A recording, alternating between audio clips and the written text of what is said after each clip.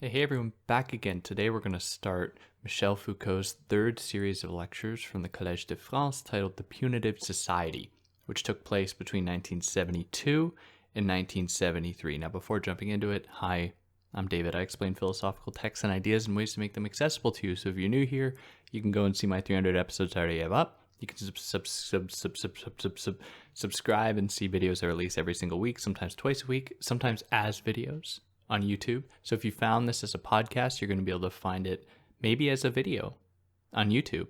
Or if you found this on YouTube, you're going to be able to find just the audio alone on pretty much any podcast platform using all the same names.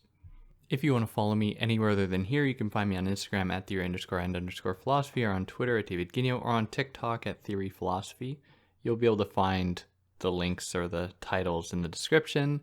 If you want to help me out, do all those things I already mentioned. Subscribing, liking, sharing helps me out a lot. If you listen to this on a podcast platform that lets you leave reviews, that would help me out a lot. You can help me out monetarily via Patreon or PayPal, but no pressure to do that. Take care of yourselves first.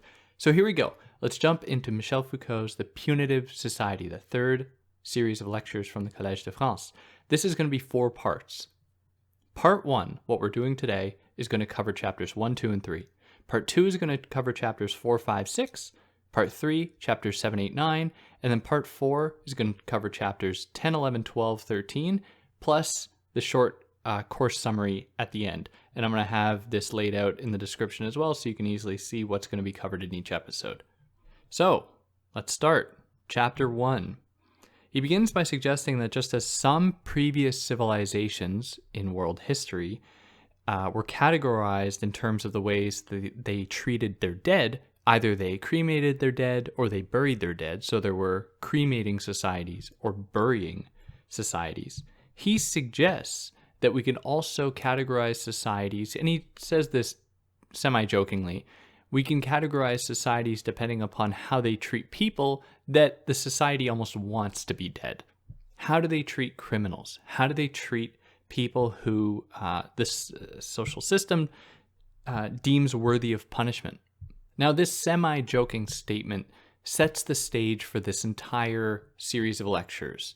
And the broad theme of these lectures is to think about the way that penal reform transformed in the late 18th century in France and into the early 19th century, and what happened at this time in order for something like the prison as an institutional form of confinement, how the prison became a stand-in for punishment itself, which over the course of human history, at least in recorded human history, is kind of a strange phenomenon. The idea that if somebody does something wrong, we just lock them up somewhere and we just hold them there for 20 years. It's a strange thing because it takes resources. People will recommit crimes. We've seen this over and over again. Historically, people have preferred to punish criminals, punish people who've done wrong by causing physical pain instead, by ostracizing them, sending them out totally. So, it's not your responsibility anymore. So something happened. And the entire trajectory of these lectures is to try and capture this transformation at the end of the 18th century, where prisons became a suitable form of punishment for criminals. And he's going to show why, or give one hypothesis, or many, as to why. So to jump back to this idea of discerning or distinguishing societies based on how they treat people who the society views should be punished, he draws upon the work of Lévi-Strauss, specifically his text Triste Tropique, which is, I don't know what the English translation is. I don't know what the official English translation is. It's like the sad tropics. I don't know. I didn't look it up. But anyways, Triste Tropique. So in this text, Lévi-Strauss distinguishes efforts of rehabilitation, societies that try to rehabilitate, or within societies, rehabilitation versus assimilation from the neutralization of unsavory people. So if society viewed someone as being a problem, society would try to assimilate or rehabilitate the person. That is to just work them back into social life so that they can be properly socialized as citizens for that society. Now, to neutralize in this sense can mean to put to death, in a sense, to disarm or to ostracize, where people who are seen as being a threat could just be cast away as well, or they could be disarmed. Any possible threat they posed could be taken away from them, or they could just be put to death and then, like I said before, ostracized or sent away, which is different from just rehabilitating. Rehabilitating suggests that the person can be fixed, they can be corrected, whereas these other measures that might seem more punitive, and in fact are, I would say, that is being put to death or being disarmed or being ostracized, are more extreme forms that suggest that the person cannot actually fit within that society. However, Foucault has a problem with this, insofar as Foucault thinks that Lévi-Strauss's distinction is useful, but it is only scratching the surface here of understanding how these mechanisms work. How does a society actually become comfortable with the act of putting someone to death, or of ostracizing someone, or of claiming it can rehabilitate someone? So Foucault suggests that Lévi-Strauss is all Lévi-Strauss is saying is that there are these possibilities, and Foucault wants to go deeper and ask why. Like, why can a society claim to have the right to do this over someone? So to exclude someone, like if you cast them out of your society, is a sign of a broader set of strategies of power that are meant to do many things. To cast someone out of a society does more than just casting someone out. It confirms the existence of an inside versus an outside, for example, where the outside is the place where the vagrant, the criminal, has now been cast to. It confirms the power of power. Those people and institutions that hold power justify their existence by casting people out, for example. Like, these are just things, we're still scratching the surface, but just to give you an idea of how Foucault is going to take this distinction further. So the discourse of exclusion does a lot of work to conceal these other mechanisms. If we just say exclusion like Lévi-Strauss does, we aren't getting at the core of these other issues. And these other mechanisms really work to create the conditions for people to be excluded in the first place. And it also doesn't identify the specific ways that exclusion is practiced. So being cast out of society, maybe it's a type of confinement as well. Maybe someone is just locked away somewhere, which is a kind of exclusion. Maybe they're disallowed from entering certain public arenas. Maybe they're disallowed from entering churches or whatever, like other religious institutions, and so on. So in other words, Lévi-Strauss Lévi-Strauss, in identifying these operations of exclusion versus rehabilitation, is almost naturalizing these practices instead of considering the actual interests behind them, in that they are practiced with the purpose, at least one purpose, of maintaining power, as I've already said. Now, more importantly, I think that the split between assimilation and neutralization forgets how they blend.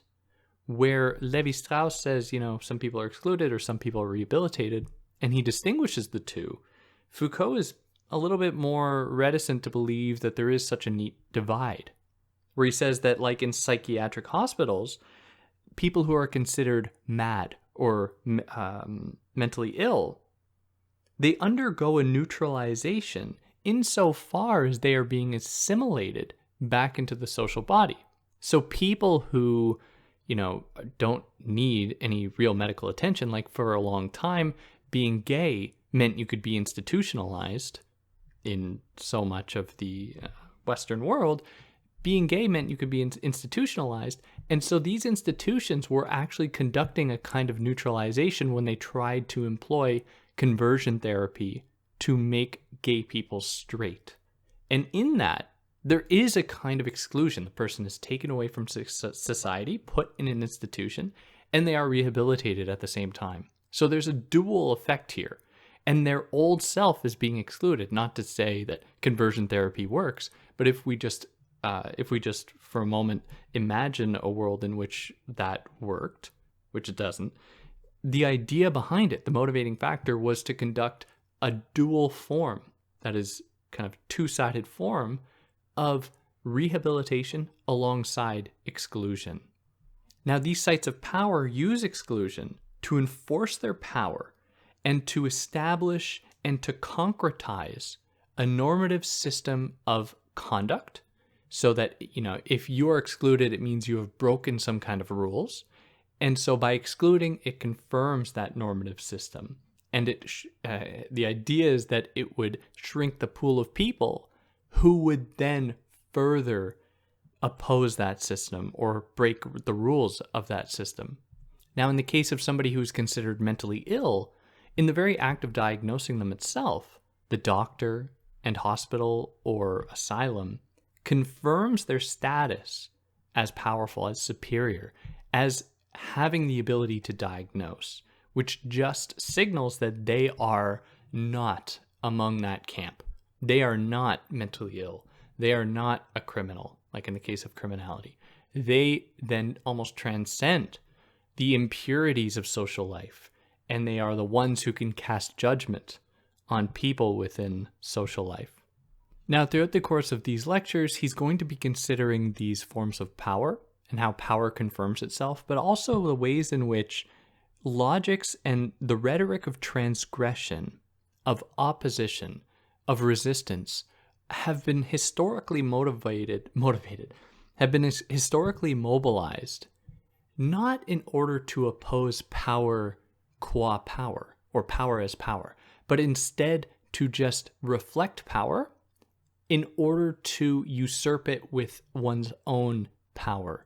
So what we see here is not a challenge of power itself, but rather a replication and replacement of power.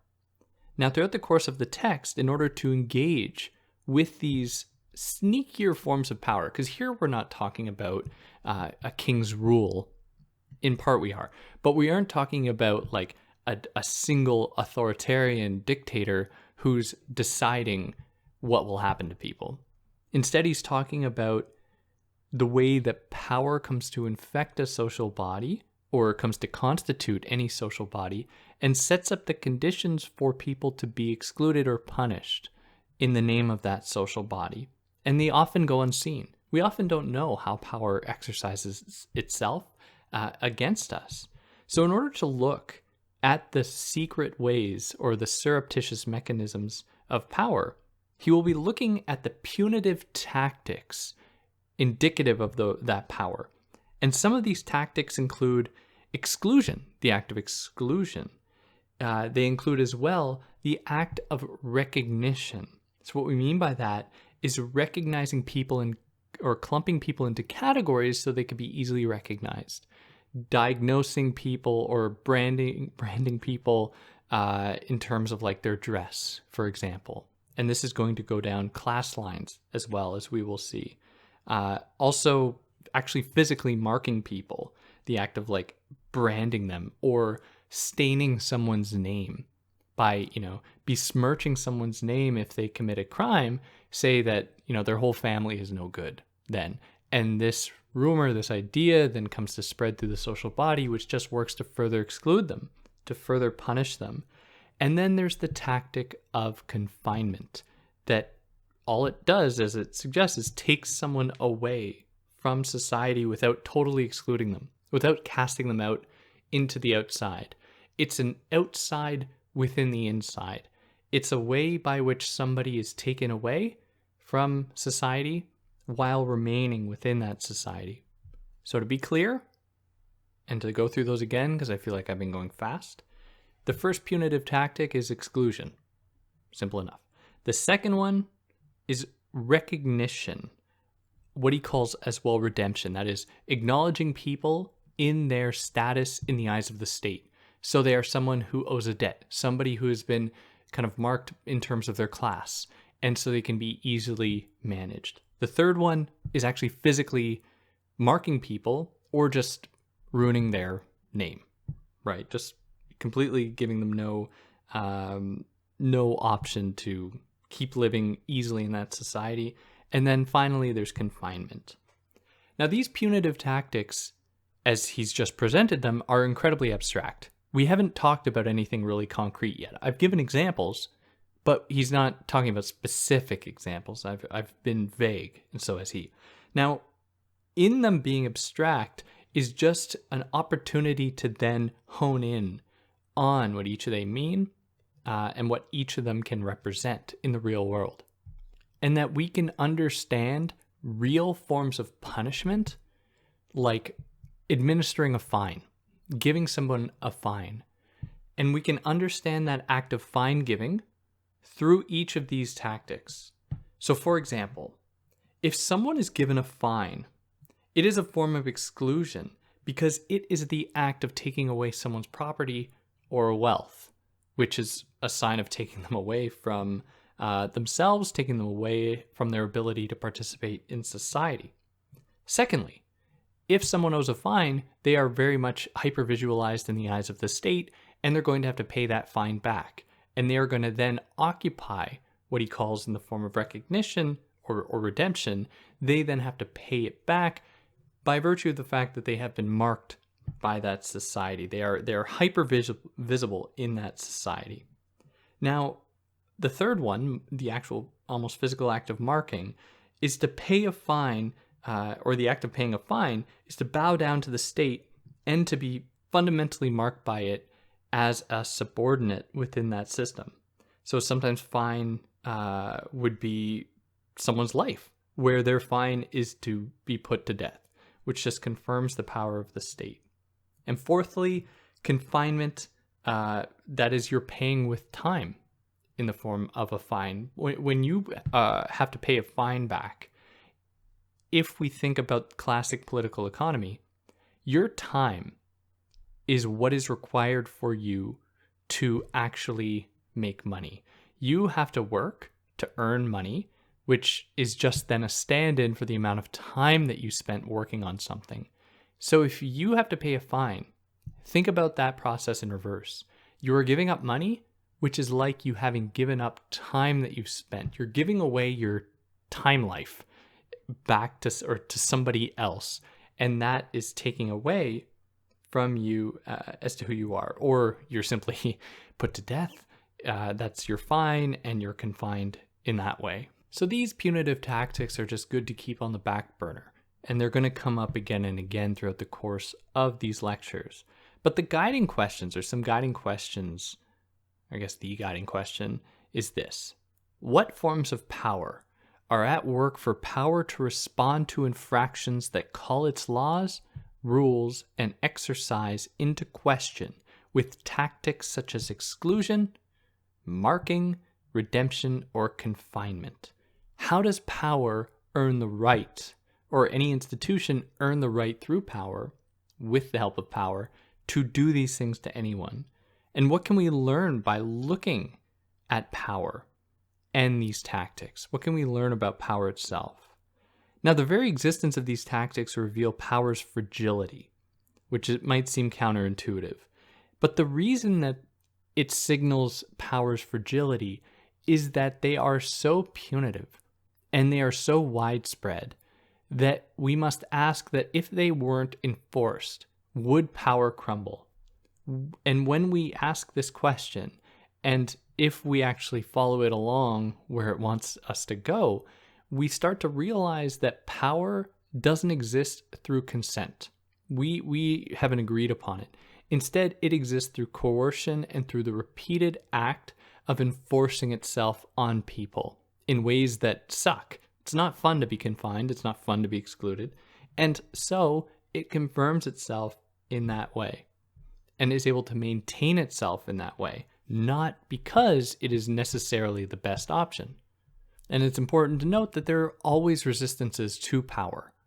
The civil wars have broken out very often in world history, where one half oppose the other. There are constantly battles raging between parties within any given social setting. There's always resistance. There's always alternatives that are at play, which further signal power's fragility and why it must constantly try to maintain itself in order to keep itself afloat. Or it lets itself fall prey to another system that is just going to implement the same power structures because that's all it really wants. So in a kind of, to go off track a little bit, he says that other philosophers have considered civil war differently, where Foucault takes it as an inevitability when we consider power. That is, civil war is the sign that power is never like fully established on the basis of consent. Instead, it is done through coercion. Civil war is the response to that, because civil war reveals that people are opposing something that they don't agree to. Now, historically, philosophers like Thomas Hobbes have thought about civil war as a sign of pre-modern life coming back, haunting modern life, where he says that before society, before the social contract, people were guided by the logic of war of all against all. You were under the constant threat of having your stuff taken away, of being attacked by somebody, and society comes along and gets rid of those fears. It protects us. Now, Foucault is like, are you kidding me? Like, society, in order to do that, is constantly exerting a powerful force, almost like as a kind of war. It's always waging war against its citizens in order to maintain itself. How it doesn't happen through consent. And this is something we know from Marx as well, from other thinkers who have very clearly identified that society, social systems, have established themselves through the exertion of force. And that puts us here into chapter 2. So the point is to look at penality at the level of its tactics, taking as a point of departure civil war as a general matrix of penal tactics. So when he says this, he suggests that we are always undergoing a kind of civil war. There's always these battles raging. This is why power deploys these penal tactics like exclusion, like redemption, like paying back fines, being marked by the state, actual marking, and then confinement. It is always exercising these tactics because of that threat of the public responding to the war that's constantly raged against it. Now, between 1825 and 1848, that is in France, there were many changes going on with their penal code, specifically the 1810 penal code, where there were massive civil war-like conflicts between rich and poor people. There were so many class conflicts, and if you listen to the previous set of lectures, the lectures on penal theories and institutions, you'll know that that's kind of the centerpiece of the entire series of lectures, were the Nu-Pieds revolts in France, where poor working class peasant people were opposing taxation that was benefiting surreptitiously, sneakily benefiting the bourgeois and the state. And they were opposing this. And so power had to step in to stifle these revolts, to stifle opposition to these efforts to disenfranchise the people. Now, in the changes that occurred in France between 1825 and 1848, and before then with the 1810 Penal Code, these reforms reflected the transgressions that the peasant class were posing to the upper classes, to the bourgeois. And so working class interests and peasant populations were seen as being a problem that the penal code needed to address. So new laws started to emerge in order to contain that transgressive potential of the lower classes.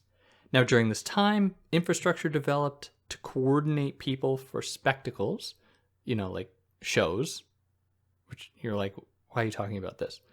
It'll be clear. Now, these would be used eventually for surveillance, to put this social body under more and more control. That is, to increase vision of the people.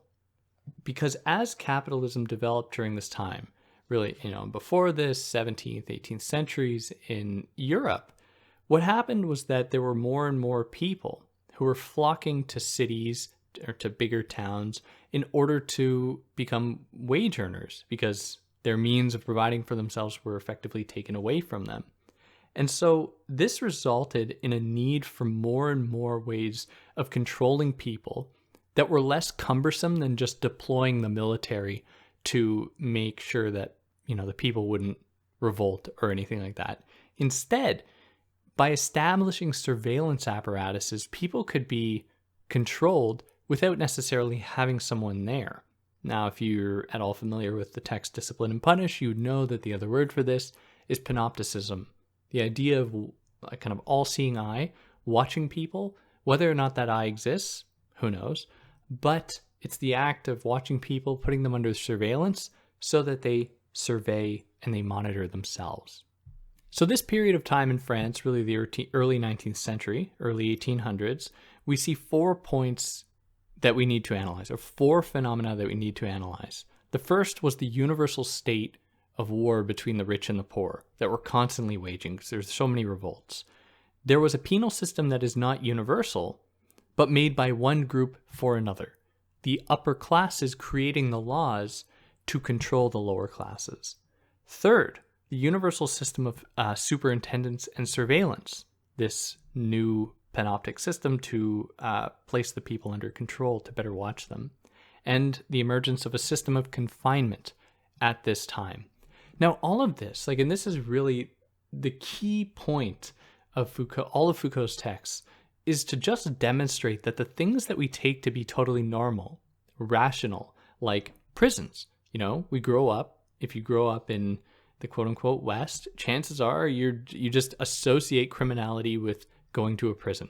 When Foucault shows that is totally absurd, that we just make that natural connection, he's not saying that it hasn't historically been used as a kind of punishment, even before this period in France. You can think of so many examples beforehand of people being thrown in a dungeon cell for their whole lives as a kind of confinement. But to implicitly make the connection between criminality and prison or confinement, and to have it be the broad singular form of punishment in our society, is it demands so much unpacking, and it demands us that it demands that we really interrogate why that happened, because it's not natural. We aren't born with knowing this connection, but it is certainly instilled within us. Now, to just briefly jump back to the point of civil war not being the remnants of a pre-modern time of a war of all against all, as Hobbes says, Foucault suggests that instead we have to consider that it's just, almost a natural product of power being localized and exercised. So for Hobbes, the war of all against all implies that there are zero protections. This is pre-state life where people are just, they have to defend them for themselves. No one can really lay claim to anything. You don't have property because someone can just show up and take it. No one's going to take them to court and protect you. So there's always something under threat. And there's always the threat that somebody will come and take what you have or take your own life. So as people accrue more power, more means, more wealth, and more knowledge, what happens is there becomes the necessity to protect those things and defend those things, and to attain power in the form of sovereignty that other people will respect. So it works not necessarily to encourage people to act a certain way out of their consent, but it works as a deterrent. So you accrue enough power that people know not to try to mess with you, because that'll mean that you'll probably hit back a lot harder than they hit you. So this will culminate into a sovereign figure like a king, queen, who's going to contain the power and is going to maintain order. Now for Hobbes, civil war, as a relic of a pre-modern, pre-state time, suggests that civil war breaks out when the sovereign has lost their grip over the social body. However, this idea is silly for Foucault because civil wars are not fought by individuals, but by groups. It's not like a civil war is done where everybody is fragmented and atomized into these pure individual pods and they're all fighting one another. A civil war, by definition, is a group of people, probably with their own sovereign figure, fighting another group of people with their own sovereign figure. So the example of a civil war resonates a lot more with what the state and sovereign life claims to embrace, because civil war is the effort to usurp one sovereign with another, or one order with another, one set of power structures with another set. It is not conducted in the sake of returning people to a state of pre-state life where there's no power. So again, to bring up the peasant revolts in France between the 15th, or through all of Europe, between the 15th and 18th centuries, what we see here is not fragmented, divided, atomized people just trying to create chaos. They coalesced into a class, into a group that embraced their own views and opposed the views of another group. And actually, in many ways, mirrored the repressive tactics of the dominant group by employing their own police figures, by conducting executions and trials of people in their own group, which is just a demonstration of what will happen to you if you break these new rules, these rules of this new group, this new class. So whenever power is exercised, then civil war is being conducted. It is always in the service of opposing another group. So this is relevant because criminals have often been treated by keeping Hobbes's idea in mind, where Hobbes says that, we've arrived into a social contract, into a society, we have protections, and anyone who breaks that contract, who breaks those protections, then is seen as not enjoying all of the benefits society has to offer. They must be punished. They must be cast out. They must be, or they must be fixed to better fit in that society. So criminals and their treatment, or the treatment of criminals, is largely motivated by this idea, not necessarily deliberately, but it reflects the extent to which Hobbes's idea has really infiltrated into, everyday consciousness. So the criminal is seen as having waged a war against society itself, justifying their punishment. So for someone to even be labeled a criminal depends on a whole alphabet of institutions that are bestowed authority to diagnose and classify someone's actions as criminal. There's nothing criminal about any action in itself. We know and we agree that there are things that people don't do, but this has to have happened through years of successive policies, of the imposition of various rules and regulations, so that we naturally associate some actions with being evil and some actions with being virtuous. And we'll talk about this more in the later chapters here. But we come to associate deviancy and criminality with being fundamentally evil, and its opposites, like being a good worker, a hard worker, no matter how exploited you are, as being virtuous. It is a way for you to attain salvation almost. And that puts us here into chapter 3.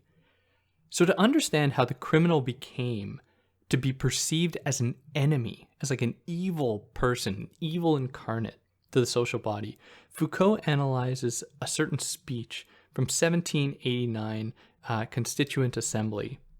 So in France, so a guy by the name of Beaumetz said, "A crime is committed. The whole of society is injured in one of its members. Public order must be avenged." So in this proclamation, he was addressing and conveying the idea that society can be injured, and that injury is not just felt ephemerally or abstractly at the form of like institutional structures and their, the way that they can conduct themselves. It is actually felt by the people. So the people become synonymous with the social body that, what connection do they really have to it? But the criminal in this case then is not just somebody who power opposes, but who everybody opposes. They perceive the criminal's actions as having affected them, as having hurt them. And we can see the roots of this idea in economic law around the same time in 18th century. So there were always laws against thievery, for example, like it was for a very long time that's been legal. But when the physiocrats, I'll explain what that is in a second, when the physiocrats who believed in natural economic laws related to the innate value of land and its yield, once they became a part of legal policy, they changed the concern of economic criminality from a focus on effects of consumption to those on production. And that was seen as being natural and necessary. And I'm going to unpack this in a moment because it's complicated, but just hold on. So stealing or begging for money, being like a panhandler, for example, were like, for a long time, these were considered punishable offenses. You could be cast out or whatever. This didn't matter as much relative to the risk that certain other people would pose to production itself. Okay, so physiocrats were a group of people, political economists, who, and just workers, who believed that the value of any product, of any commodity, of any form of exchange is found in the actual, like, what it can give you from the land, like food, because we all need food. So it, instead of going to like a gold standard to determine the value of something, the physiocrats would say, like, how much corn can you get for a shoe or for a couch? And that will signal how valuable that really is, because when it comes down to it, for the physiocrats, all that really matters is how much food and water you can get, because that's going to keep you alive. And Marx, other thinkers would problematize these ideas, because how do you actually ascertain the value of corn? Which is, we just say, oh yeah, we all need it. But why is it valuable? Unless the implication is that that corn can be transferred into human energy that can then be exploited for human labor, which can then be used to signify the value of other things. So what we see instead, and this isn't relevant to what Foucault says, but what we see in opposition to the physiocrats is an idea really put forward by Marx, or really hammered home by Marx. The idea is that it's not simply as though what the land yields that is the prime determination of value of any given thing. Instead, we must consider it more holistically with labor power and with other metrics of value as comprising more a broad constellation of possible determinants of value. Anyways, okay, so the physiocrats for Foucault stepped into the equation in legal theory at some point in France and really in Europe, and they said we cannot screw with production, because if we do, we're going to die, because we need to be producing things in order to earn money to keep producing food for us in order to keep us alive. And that's what matters the most. So their concern was not like petty thievery of stealing like a television. They didn't have televisions back then, but you understand what I mean.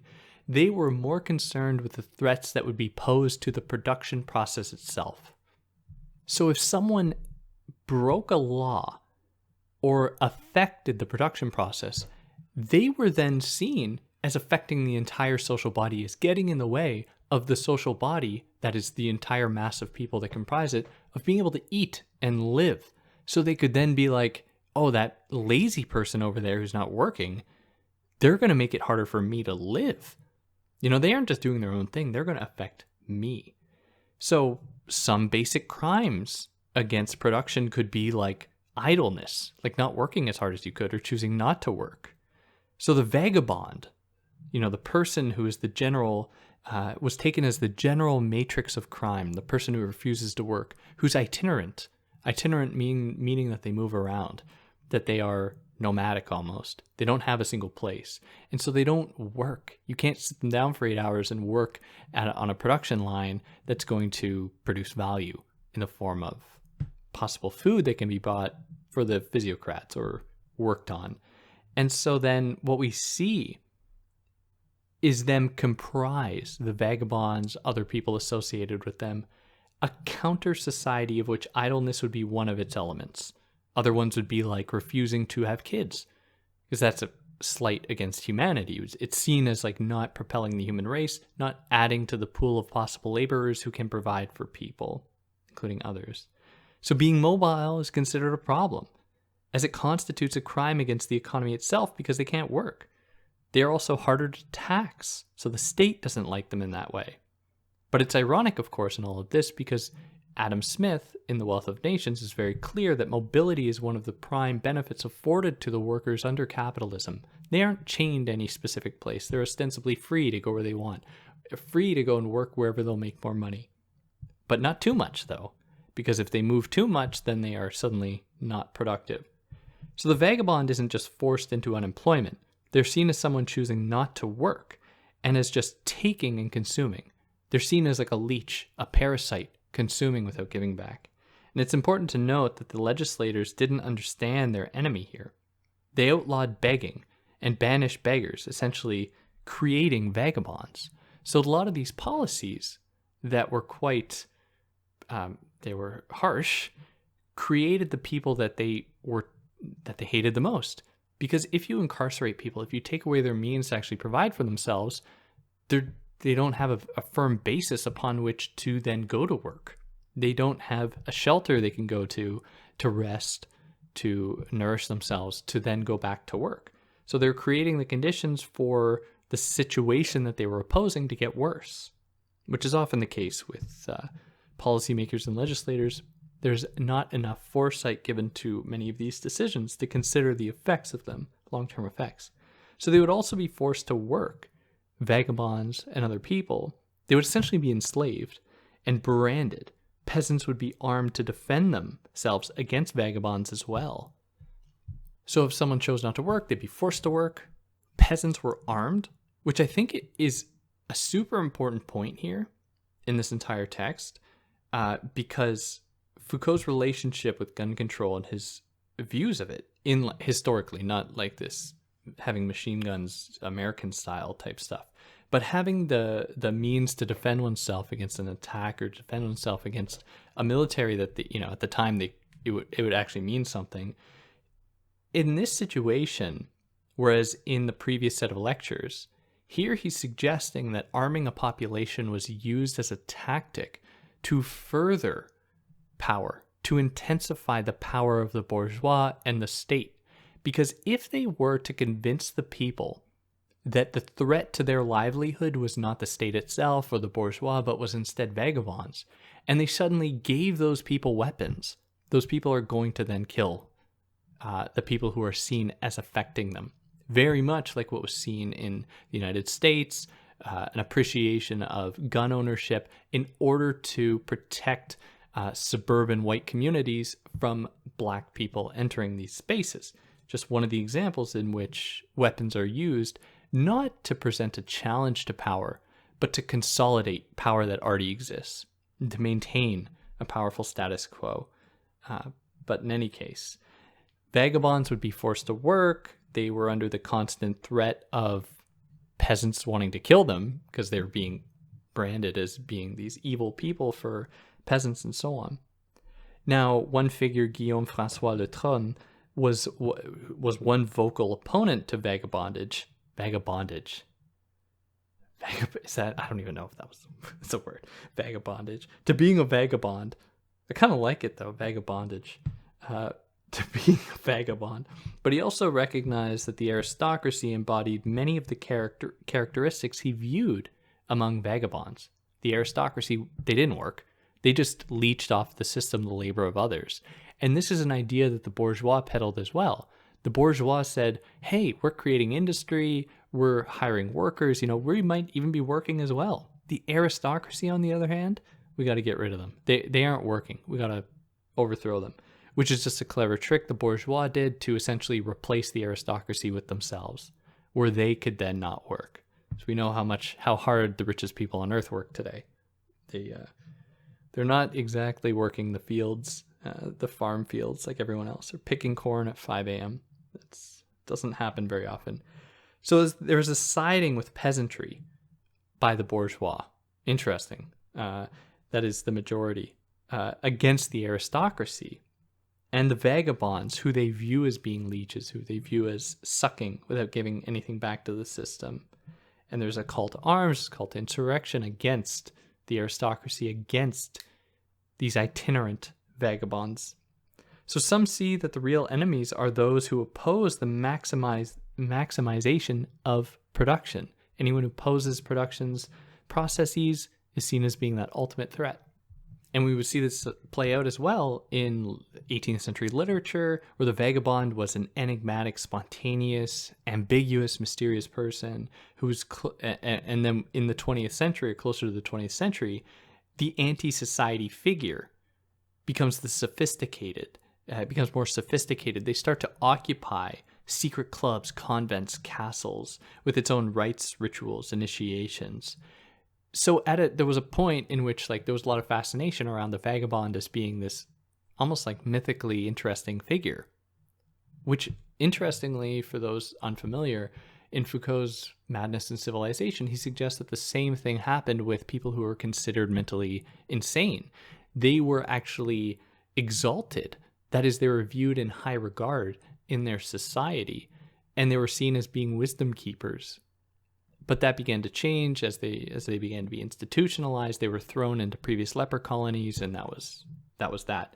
Similarly here, the vagabond at one point much earlier in this time, that in our time frame, seen as this potentially free figure, someone to aspire to. Then they became someone who was conniving, doing this deliberately, occupying secret clubs and cults, being essentially a conspiratorial figure that society needed to defend against, which just justified their further prosecution. And yeah, that'll put us here into chapter 4. We'll stop there for now. If there's anything I got wrong, anything I left out, I'd love to hear about it. If you like what I did, like, share, subscribe. Tell me what you think. You buy what I say? Am I just trying to indoctrinate you? Maybe. I don't know. Probably. We don't really know our own biases. But with that being said, if you like what I did, like, share, subscribe, and catch you next time. Take care.